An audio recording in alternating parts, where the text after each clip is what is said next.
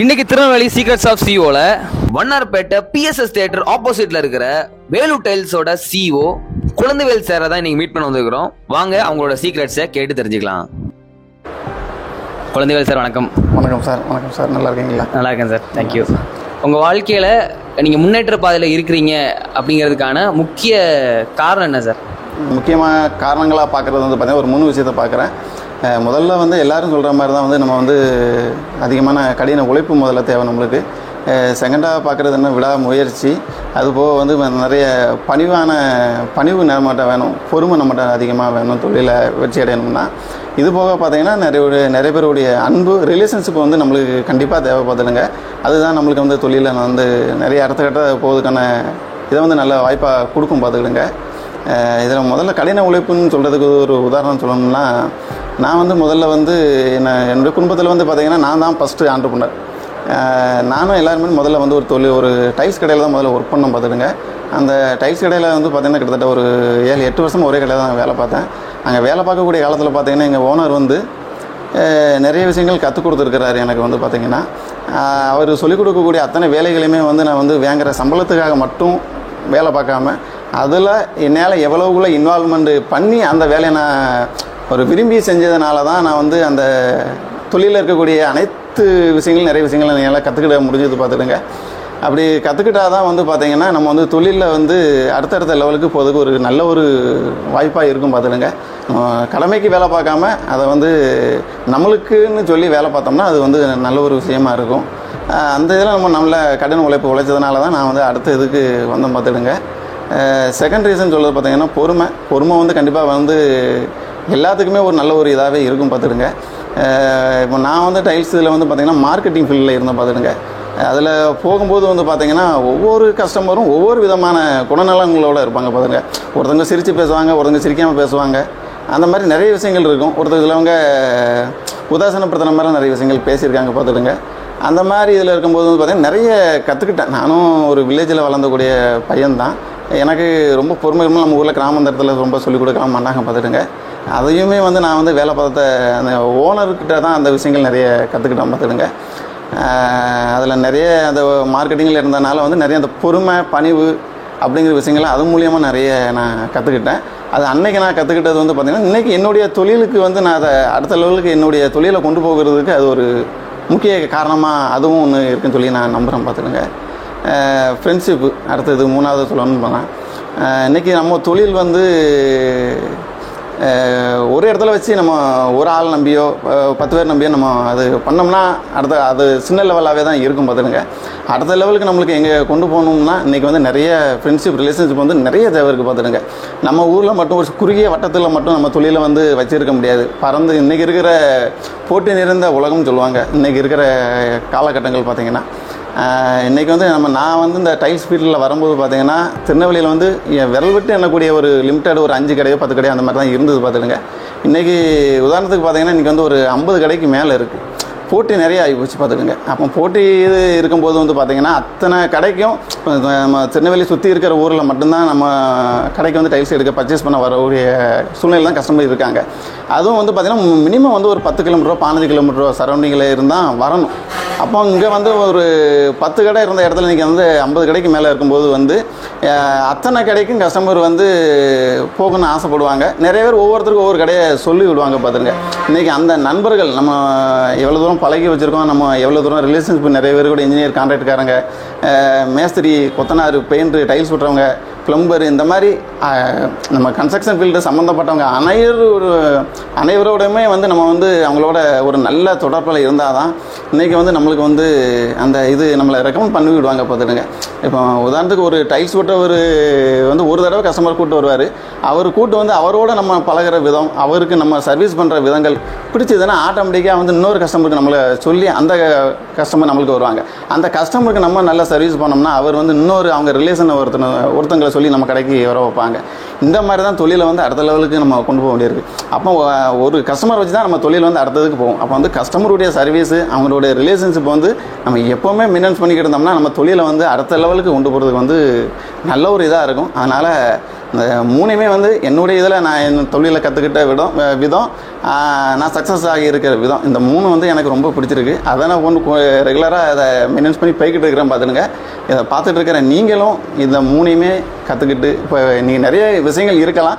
முக்கியமாக நான் என்ன சொன்ன விதங்கள் உங்களுக்கு பிடிச்சிருந்ததுன்னா இதையும் உங்களுடைய வளர்ச்சிக்கு வந்து ஒரு சின்ன ஒரு உறுதுணையாக அதை வச்சுக்கிட்டு நீங்கள் உங்களுடைய தொழிலை வந்து அடுத்த லெவலுக்கு கொண்டு போகிறதுக்கு ஒரு நல்ல ஒரு இதாக இருக்குன்னு நான் உங்களை சொல்லிக்கிற விரும்புகிறேன். தேங்க்யூ. இப்போ நம்ம தொழிலுங்கிறது எடுத்துக்கிட்டோம் அப்படின்னா உறுதியாக சவால்கள் வந்து இருக்க தான் செய்யும். அது எப்படி நீங்கள் கடந்து வந்து வரீங்க? என்ன ஃபாலோ பண்ணுறீங்க? என்ன பண்ணுறீங்க? அது தொழில் இருந்தாலே நிறைய பிரச்சனைகள் சவால்கள் கண்டிப்பாக இருக்க தான் செய்யும். இல்லாமல் வந்து எந்த தொழிலுமே பண்ண முடியாது. அப்படி பண்ணினாலும் அது ஒரு பண்ணாமல் இருக்கக்கூடாது. கண்டிப்பாக சவால்கள் நிறைய இருக்கணும். இருந்தால் தான் நம்ம அந்த தொழிலை வந்து அடுத்தடுத்து கொண்டு போகிறதுக்கு வந்து ஒரு நம்ம அடுத்தடுத்த லெவலுக்கு மெருகேற்றுற மாதிரி ஒரு இதாக இருக்கும். பார்த்துடுங்க, சவால் இல்லை அப்படின்னா நம்ம வந்து என்ன செஞ்சுக்கிட்டு இருக்கோமோ அதோடு அப்படியே உட்காந்துருவோம். நம்ம அடுத்த கடத்துக்கு போகிறதுக்கு வந்து கண்டிப்பாக சவால்கள் தேவை. நிறைய பிரச்சனைகள், நிறைய சூழ்நிலைகள், நிறைய சந்தர்ப்ப சூழ்நிலைகள், நிறைய பிரச்சனைகள் வரதான் செய்யும். தொழில் இருந்தாலே வரதான் செய்யும், வராமல் இருக்காது. அதை வராத அளவுக்கு முதல்ல நம்ம ஹேண்டில் பண்ணிக்கணும். வந்தாலுமே வந்து எந்த பிரச்சனையாக இருந்தாலும் வந்து நான் ஹேண்டில் பண்ணுற விதம் வந்து பிரச்சனைன்னு இருந்தால் அதை பின்னாடி விட்டுட்டு நம்ம முன்னாடி போய்கிட்டு தான் இருப்போம். பார்த்துடுங்க, பிரச்சனைகள் எல்லாம் இருக்க தான் செய்யும். அதை வந்து நம்ம ஈஸியாக வந்து கடந்துக்கிட்டு அடுத்த கட்டத்தை நம்ம நோக்கி போய்கிட்டே இருக்கிறது நல்லது. சவால்கள் இருக்காமல் இருக்க கண்டிப்பாக இருக்கும். அடுத்த இதை நம்ம வந்து முன்னோக்கி அதை பின்னாடி பார்க்காம முன்னாடி பார்த்து நம்ம போகிறது நல்லாயிருக்கும். தொழில் அப்படிங்கிற எடுத்துட்டோம் அப்படின்னா ஸ்ட்ரெஸ் இருக்கிறதுக்கான வாய்ப்புகள் இருக்குது. ஸோ அந்த மாதிரி ஸ்ட்ரெஸ் உங்களுக்கு வந்துச்சு அப்படின்னா அதுக்கான ரிலாக்ஸேஷனுக்கு நீங்கள் என்ன பண்ணுறீங்க சார்? நல்ல ஒரு கேள்வி சார். கண்டிப்பாக தொழில் பண்ணுறவங்களுக்கு வந்து கண்டிப்பாக மன அழுத்தங்கள், ஒரு மைண்டு டிஸ்டர்பன்ஸ்னு சொல்லி தினம் இருக்கும், இல்லாமல் இருக்காது. பார்த்தீங்கன்னா ஏதோ ஒரு ரூபத்தில் கண்டிப்பாக தினம் ஒரு பிரச்சனைகள் வரதான் செய்யும். நான் அதை சிம்பிளாக ஹேண்டில் பண்ணுவோம். பார்த்துடுங்க, வேறு ஒன்றும் இல்லை.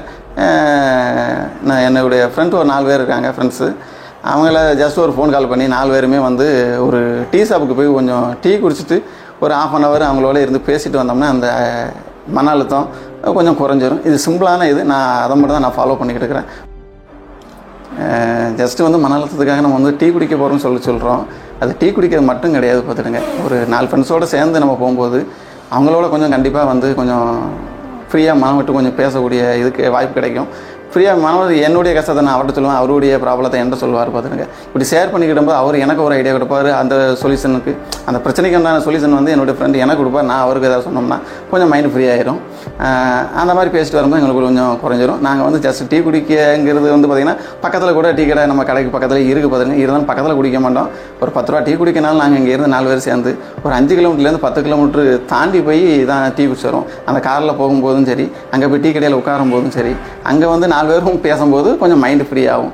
அப்படி தான் என்னுடைய மனக்குழப்பத்தையும் சரி, எனக்கு மன அழுத்தம் இருந்தாலும் சரி, அதை வந்து இப்படி தான் நான் தினமும் ஒரு வாடிக்கையாக அதை காலையிலையும் மாலையிலையும் ஒரு ஜஸ்ட்டு ஒரு half an hour அதை தினம் அதை பண்ணிக்கிட்டு இருக்கோம். அதனால் எங்களுக்கு தினம் வந்து அந்த எனக்கு வந்து அந்த ஸ்ட்ரெஸ்ஸுங்கிறது வந்து கொஞ்சம் தினம் கம்மியாயிரும். Thank you sir. இப்போ தொழில் இறங்கியிருக்கும் போது நம்ம வாழ்க்கையில் நிறைய விஷயங்கள் இழக்கிறதுக்கான வாய்ப்புகள் ஏற்பட்டிருக்கும். அந்த மாதிரி நீங்கள் எந்த ஒரு விஷயத்தை நான் இழந்துட்டேன் அப்படிங்கிறத பார்க்குறீங்க? தொழில் வரும்போது கண்டிப்பாக நிறைய இதை கொஞ்சம் தியாகங்கள் பண்ண வேண்டியது கண்டிப்பாக இருக்கும். அதில் நான் மெயினாக இழந்ததாக பார்க்குறது வந்து பார்த்திங்கன்னா உடற்பயிற்சி. என்னென்னா நான் வந்து கிராமத்தில் வளர்ந்ததுனால வந்து சின்ன பிள்ளையிலேருந்தே வந்து இந்த ஸ்போர்ட்ஸ் மேலே எனக்கு ஒரு நல்ல ஒரு ஈடுபாடு உண்டு. பார்த்துடுங்க, நான் ரெகுலராக நான் 5th படிக்கும்போது என்னுடைய இதை ஸ்டார்ட் பண்ணேன்.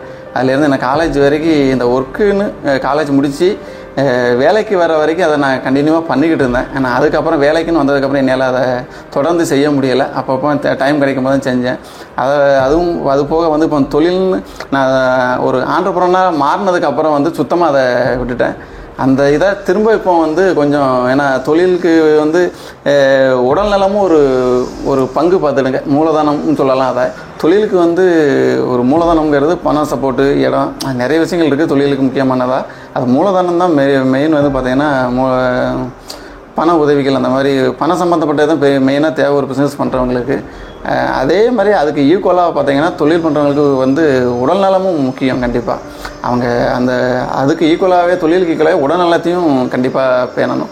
அப்படி உடல்நலத்தை பேணா மட்டும்தான் அவங்கள வந்து லாங் டைம் அவங்களுடைய பிஸ்னஸை வந்து கண்டிப்பாக சக்ஸஸாக கொண்டு போக உறுதுணையாக இருக்கும். அதனால் வந்து எல்லாருமே வந்து முடிஞ்ச அளவுக்கு வந்து உடற்பயிற்சி கண்டிப்பாக நீங்கள் செய்யுங்க. அதுதான் உங்களுக்கு தொழிலுக்கு ஒரு நல்ல ஒரு இதாக அமையும். கண்டிப்பாக உடற்பயிற்சி செய்யுங்க சார். வாழ்க்கையில் மற்றவங்களுக்கு நீங்கள் சொல்ல விரும்புகிற, நீங்கள் ஃபாலோ பண்ணுற ஒரு தாரக மந்திரம்னா என்ன சார்?